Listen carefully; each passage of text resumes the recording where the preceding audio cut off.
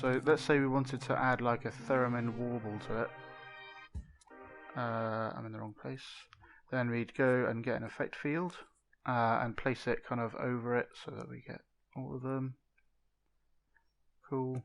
And let's detune it somewhat. So at the moment it just applies it and that's it. But you can go into the options tab and it has some specific options for the effect field.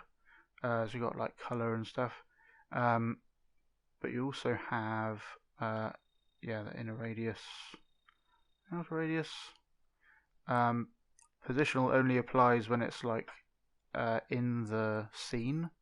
Maybe we'll talk about that later. But you also have wave depth. Ooh. So now let's just remove those. So in these black areas, it doesn't get affected at all, and then in these lighter coloured areas, I guess it just inverts it. So if we leave that at white, it's very clear. So in the black area, the effect isn't applied, and then the white area is. So that's quite cool. But you can also make it shift over time. Like that, and you can give it steps and square steps, and it just goes up or down, like on or off. It's got this ramp sawtooth thing, which might be good for like a radar type sound or something. And it also has random smooth and random stepped.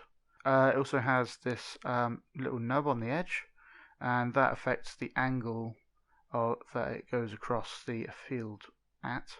But also if you bring it further towards the center, then these stripes are smaller, so that now it's applying them at different strengths, kind of like a signal generator would work, with some randomness. And then you got smooth, which is pretty cool, and you can make it faster. So for a theremin type thing, you'd probably do that and have it faster. So while you have the effect field open, you can see all these stripes and all that. The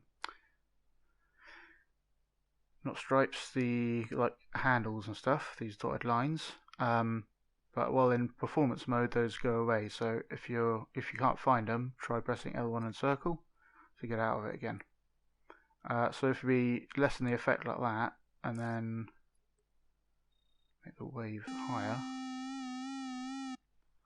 so then you can.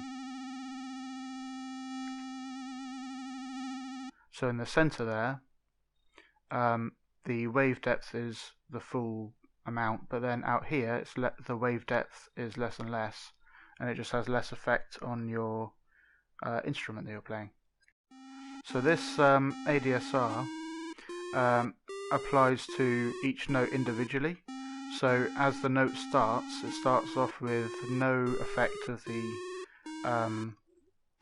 the effect field on the note, and it gets to full strength over this amount of time, and then it drops off afterwards over here. And that's about all it does, but that's pretty cool, because then you can have these kind of effects. So effect fields are not just good for like performance, like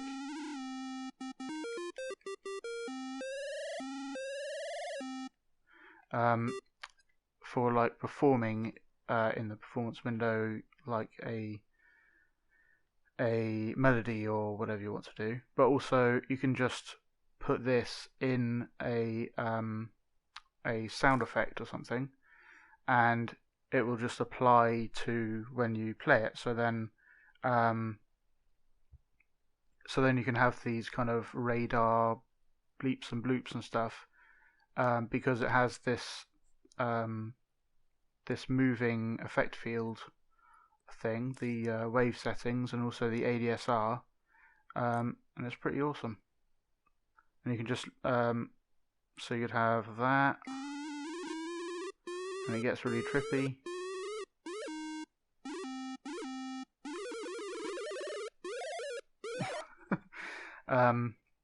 Yeah, just by having an effect field in there and not having to perform it at all. Now let's have a quick look at the positional thing.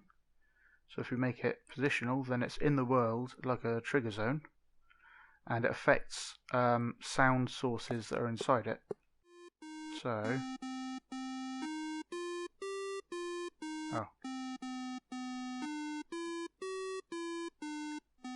with positional effect fields, they don't use these wave settings, it appears, but they affect things that are inside them. So if we just reset that and just add something really obvious.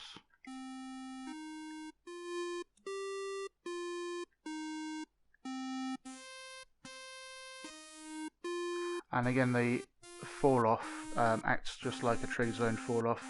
So when you're outside, it doesn't affect it. When you're in the core, then it does affect it fully, and then less and less as you get to the outside. So this is really good for, like, if you're in a cave, then you can add delay to anything that's in the cave. So you might have like character voices or whatever.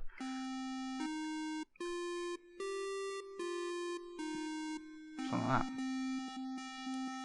And if we give that a different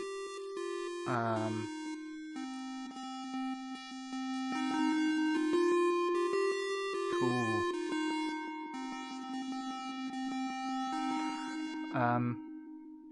Yeah, so that's pretty cool.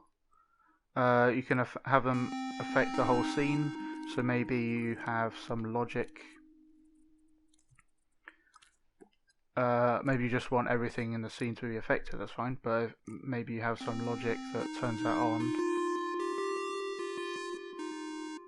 depending on certain circumstances.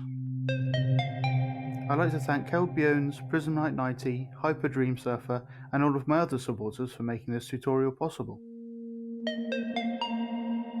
Thanks for watching. If you'd like me to continue making these tutorials and helping creators across the internet, you can find out how to support me in the link in the description. Thanks for your consideration, and I'll see you in the next one.